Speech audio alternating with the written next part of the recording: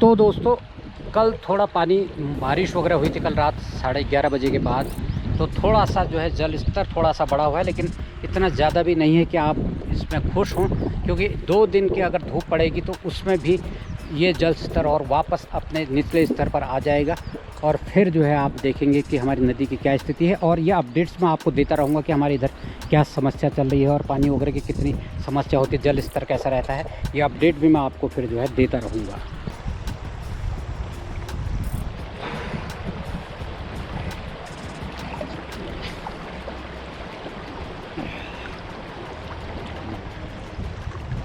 तो दोस्तों आज जो हम ये नदी में नहाने का जो आनंद उठा रहे हैं ये बस क्षणिक है, क्योंकि अगर इसी तरीके से चलता रहा हमारा जो पानी है पंपिंग योजनाओं से बाहर को सप्लाई होता रहा और यहाँ पर किसी तरह का उस पानी को सप्लाई करने के लिए बांध वगैरह अगर जगह जगह पर नहीं बनाए गए तो आने वाले वक्त में हमको चुल्लू भर पानी भी नहीं मिलेगा अपना मुंह धोने के लिए। तो इसलिए ये समस्या बहुत बड़ी है। तो आप लोग इस पर विचार ज़रूर करें कि आने वाले वक्त में आपको जो है एक चुल्लू पानी भी जो है इस नदी में मुंह धोने के लिए भी नहीं मिलेगा।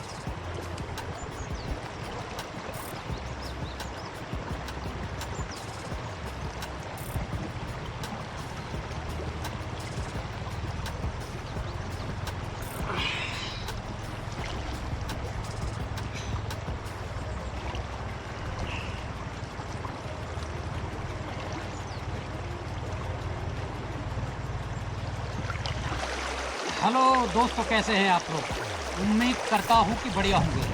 तो दोस्तों अपने स्वास्थ्य का ख्याल रखें, स्वस्थ रहें और तंदुरुस्त रहें। दोस्तों जो आज की हमारी वीडियो है इसका जो हमारा आज का जो टाइटल है वो है अब नदियों पर संकट है, सारे गांव इकट्ठा हुए। तो दोस्तों जो हमारे इधर जो है जो पंपिंग योजनाएँ चली हैं और इस नदी पर खनन वगैरह का जो टेंडर वगैरह लोगों के लिए खोले जा रहे हैं, तो ये हमारी आगे वाली पीढ़ी के लिए बहुत ही मुश्किल भरा होने वाला है और बहुत बड़ी समस्या लेकर के आने वाला है। इस पर भी हमने एक वीडियो आपको बना करके दी थी।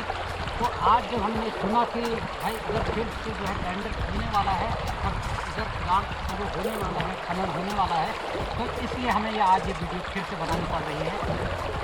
तो दोस्तों क्योंकि आप सब लोगों को अपने क्षेत्र की समस्या के लिए और अपने आने वाली पीढ़ी को जवाब देने के लिए एक साथ खड़ा होना ही होगा।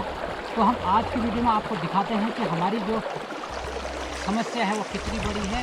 और इस वक्त मैं हूँ टिपोला सिलोर महादेव में और मैं हूँ आपका दोस्त लक्ष्मण सिंह बिष्ट और आप देख रहे हैं पहाड़ के रंग, द शेड्स ऑफ पहाड़।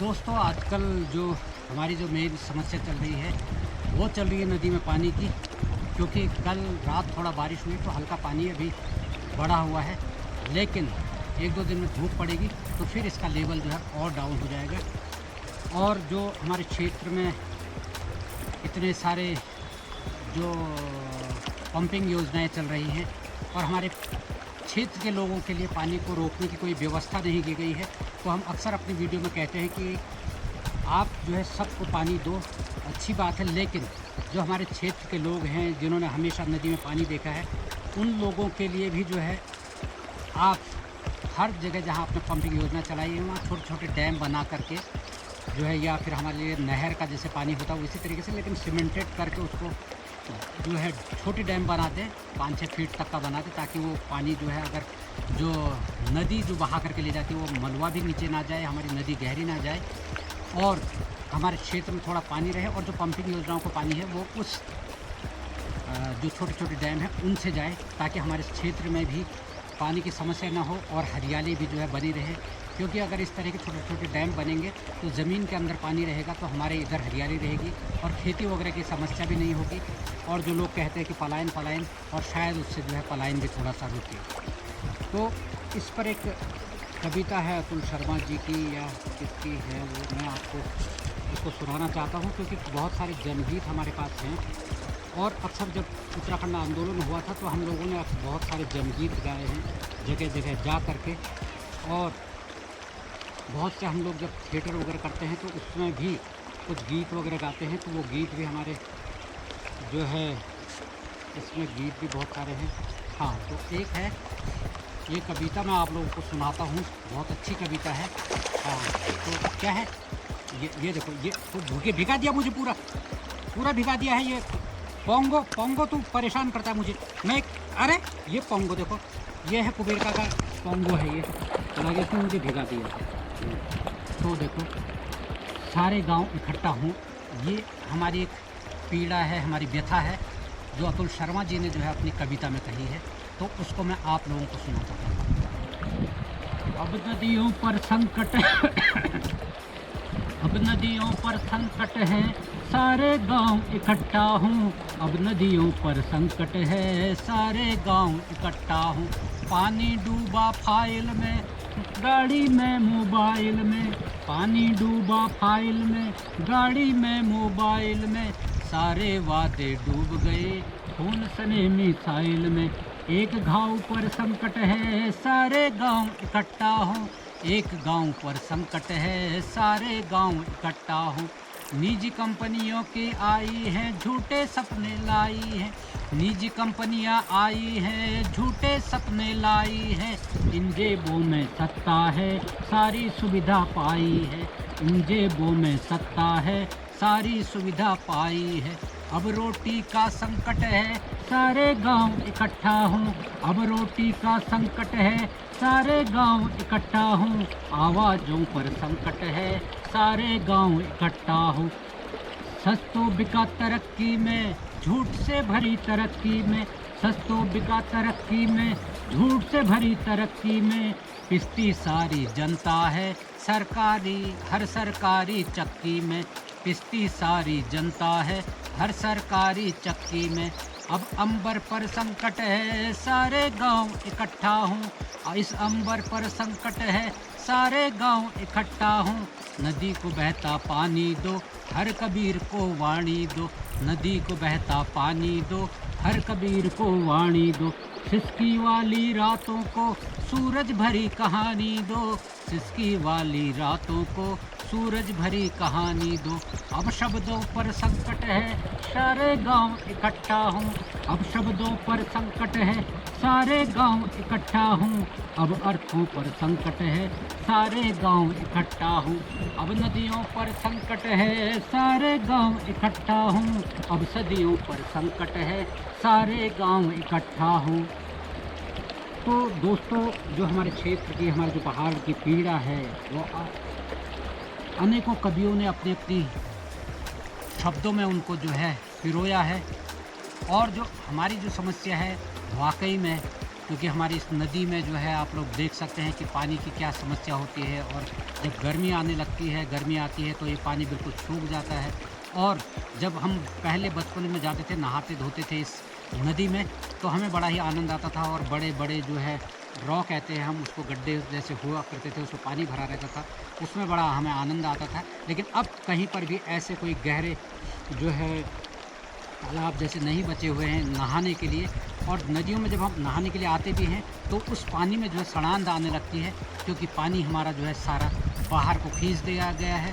और बाकी जो चल रही है इस नदी में ही खनन वगैरह की समस्या भी चल रही है। अभी मैंने आप लोगों को एक वीडियो बनाया था कि हमारी जो पहल है, एक पहली शुरुआत है पहल कि भाई इस खनन को जो है रोका जाए, तो वहाँ पर भी कह रहे हैं कि वो भी जो है शुरू होने वाला है। तो ये हमारी सबसे बड़ी समस्या है। और लोग बात कहते हैं कि जो है बहुत जो है पावरफुल लोग हैं, उनके वजह से जो है ये सब जो है शुरुआत हो चुकी है। लेकिन दोस्तों हम कहते हैं कि अगर जिन नेताओं को आप जो है सदन में भेजते हैं और जब भेजते हैं तो जो उनकी जो ताकत है उससे बड़ी ताकत होती है आम जनता की। और अगर ये लोग अगर आपकी बातों को नहीं सुनते हैं, क्योंकि आपने उनका अपना प्रतिनिधि चुना है, और एक जैसे घर का आपका एक सदस्य होता है, बड़ा सदस्य होता है, जो मुखिया होता है, वैसे ही हमने अपने क्षेत्र का मुखिया बनाकर इनको भेजा है। और अगर यही लोग हमारी बातों को, हमारी समस्याओं को ना सुने तो इनके खिलाफ भी खड़ा होना बहुत ही ज़रूरी है। तो इस बात को मैं हमेशा जो है उठाता रहा हूँ और आगे भी उठाता रहूँगा।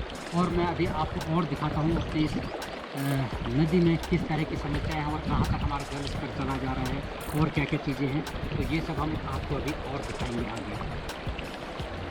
तो दोस्तों अभी तो आपको इधर इस क्षेत्र में जैसे कुछ पत्थर दिखाई दे रहे हैं धीरे धीरे। लोग कहते हैं कि अगर हम नदी में जैसे खनन वगैरह की परमिशन वगैरह मिलती है, अगर टेंडर वगैरह जो है पास वगैरह होते रहते हैं, तो जो और वो कहते हैं कि जो ये छोटे पत्थर हैं या बड़े पत्थर इनको निकालेंगे तो कोई फ़र्क नहीं पड़ेगा। तो दोस्तों हमने देखा है, क्योंकि बहुत समय पहले, सालों पहले जो है 30-40 साल पहले की बात होगी, या मतलब 40 साल लगभग हो ही गए होंगे। तो तब इधर एक ट्रक आया करता था चिलियानौला से, बिशुंदा का ट्रक। हम लोग भी उसमें बैठ करके सफ़र करते थे, सवारी करते थे, हमको अच्छा लगता था। लेकिन तब हमको ये आभास नहीं था कि ये जो पत्थर वगैरह नदी से ले करके जा रहे हैं, इसका कितना बुरा परिणाम हमारे आने वाले वक्त पर हमारी नदी पर पड़ने वाला है। तो उसी तरीके से अगर इन पत्थरों को भी धीरे धीरे अगर निकाल दिया जाएगा तो हमारा जो जल स्तर है वो और नीचा जो है नीचे चला जाएगा। और फिर जो पानी है अभी, क्योंकि इधर अगर रेता खनन वगैरह होता है, इस तरह का काम होता, पत्थर वगैरह निकाले जाते हैं, तो नदी का जल स्तर तो नीचे जाएगा ही जाएगा, और जो रेता वगैरह सिर्फ रह जाएगा नीचे से कुछ, तो वो पानी का लेवल उसको और, क्योंकि अभी तो ये पूरी जमी हुई जैसी ज़मीन है, पानी एकदम से नीचे इस पे से नहीं जाएगा ज़मीन में, लेकिन जब रेता वगैरह निकलेगा तो फिर ये पानी को और सोखेगी ज़मीन, और फिर जो है पानी की और समस्या होगी। अभी आपको इतना पानी दिख रहा है, और जब ये खनन वगैरह शुरू होगा तो फिर ये पानी का लेवल और ज़्यादा जो है डाउन हो जाएगा। और इधर देखिए आप, एक वक्त में हुआ करता था कि पानी जो नदी वगैरह हमारी थी तो ऊपर लेवल हुआ करता था, बहुत ऊपर तक का रहता था, और उस साइड में भी जो है काफ़ी ऊपर जो है पानी रहता था। लेकिन अब ये धीरे धीरे इसमें से रेता निकलता रहा, पत्थर निकलते रहे, टूटते फूटते रहे, तो नदी का लेवल कितना नीचे है अभी जो है इतना आपको दिख रहा है कि इससे इतना आ रहा। और ये पूरा मैदान हुआ करता था, और ऐसे मैदानों में हम जो है खेला करते थे बिल्कुल नदी से लग करके। दोस्तों हम लोग तो रहते हैं गगास नदी के किनारे, जो इधर बिनता वगैरह से भटकोट से निकलती है और भिक्यासैण में जा कर के रामगंगा में मिल जाती है। लेकिन जो नदी के किनारे रहने वाले लोग हैं वो पानी की समस्या को इतनी ज़्यादा जो है नहीं समझ पाते हैं। पानी की जो समस्या होती है, जो पानी का दर्द होता है, उसको इधर उधर पहाड़ों में रहते, जो डाना काना में जो लोग रहते हैं, वो लोग ज़्यादा बेहतर समझ सकते हैं।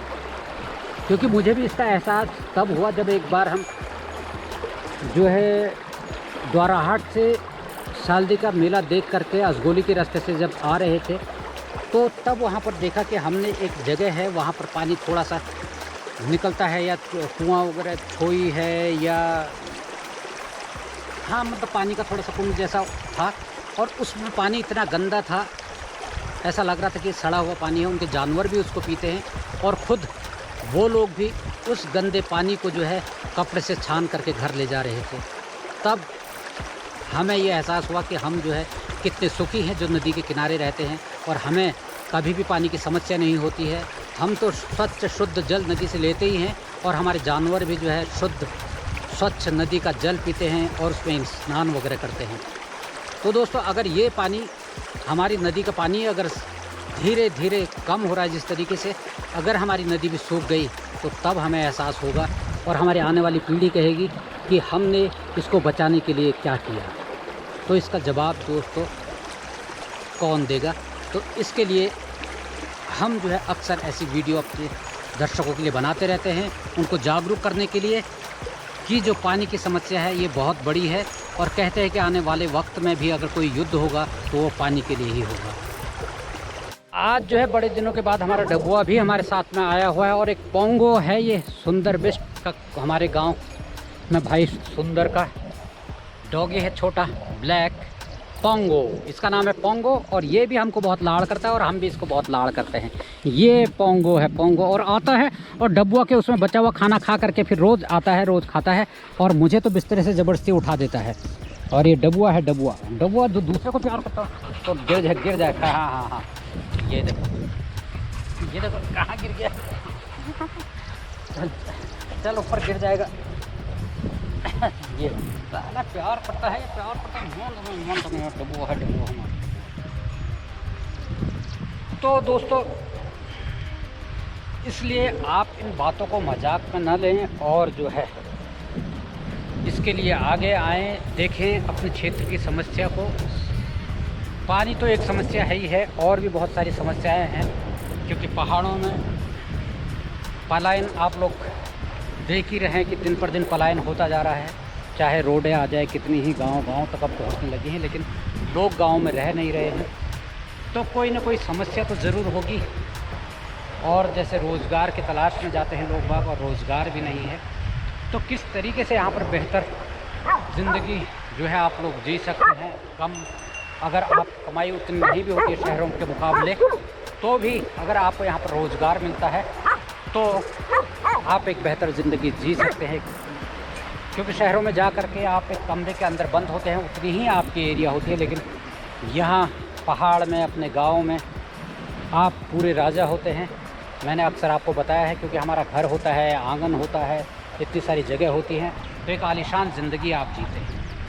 इसीलिए हम शासन प्रशासन से भी कहते हैं कि भाई जो हमारी क्षेत्र की समस्याएं हैं उनके लिए आप आगे आएँ, वर्क करें। और जो हमारे क्षेत्र के जनप्रतिनिधि हैं और लोग हैं, उनको भी अपनी समस्याओं को लेकर के जो है एक साथ एकजुट होना होगा। और देखिए नहीं तो कितना शानदार जो है अभी नज़ारा लग रहा है आपको ये, लेकिन ये कुछ वक्त तक का ही है, क्योंकि धीरे धीरे पानी अभी और सूखता जाएगा और आने वाले वक्त में आपको पीने के लिए भी पानी नहीं मिलेगा। तो दोस्तों अब सिर्फ हमारे गगास नदी पर ही जो है संकट के बादल नहीं हैं, बल्कि उत्तराखंड की जो है बहुत सी नदियों पर संकट के बादल जो है छाए हुए हैं। क्योंकि जहाँ डेवलपमेंट होता है तो कहते हैं कि उससे कुछ फ़ायदे और कुछ नुकसान ज़रूर होते हैं, लेकिन उस नुकसान को बचाया भी जा सकता है, क्योंकि उसके बचाव के लिए अलग से काम भी किया जा सकता है। क्योंकि जैसे कि हम कह रहे हैं कि जो पंपिंग योजनाएं चली हैं, तो उनके लिए आप छोटे छोटे डैम बना करके उस क्षेत्र में पानी रोकने का काम करें। और जहाँ इन्होंने खनन वगैरह भी जो है क्यों है, तो उधर जो है अगर इस तरीके से छोटे डैम वगैरह बनाएंगे तो पानी कम से कम जो है कटाव, भूमि का कटाव नहीं होगा। क्योंकि एक सीमित क्षेत्र में जो है 10-12 फीट का इन्होंने कहा कि गड्ढा जो है खोद करके उसमें से निकालेंगे, लेकिन उसको निकालते जाएंगे तो पानी जो है का लेवल और नीचा जो है चला जाएगा। तो जब गड्ढा बनेगा तो इधर उधर से फिर पहाड़ी जो है नदी के किनारे से कटान शुरू होगा और नदी हमारी और गहरी होती जाएगी। तो दोस्तों फ़िलहाल जो है इस अपनी लड़ाई के साथ साथ में रोजी रोटी भी ज़रूरी है। तो मुझे अभी जाना है अपना काम पर, क्योंकि आजकल हमारा तारू पधार के साथ में बिजली फिटिंग का काम भी चल रहा है, तो कहीं रिपेयरिंग का, कहीं नहीं फिटिंग का। तो फ़िलहाल हम अपने काम पर आगे बढ़ते हैं। और फ़िलहाल आज की वीडियो में इतना ही, फिर मिलते हैं आपसे किसी नई वीडियो के साथ में। तब तक आप लोग अपने स्वास्थ्य का ख्याल रखें, स्वस्थ रहें और तंदुरुस्त रहें।